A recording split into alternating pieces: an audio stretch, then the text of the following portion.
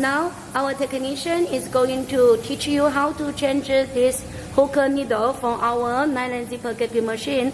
Okay, now let's show to you. First, push this down and take the zipper out.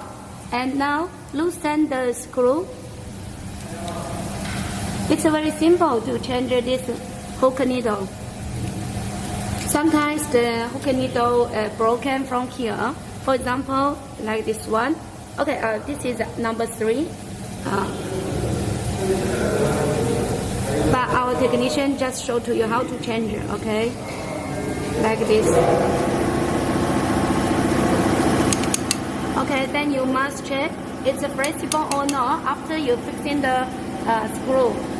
And then put the zipper inside. Okay, and take this to here. Okay, finish. Thank you.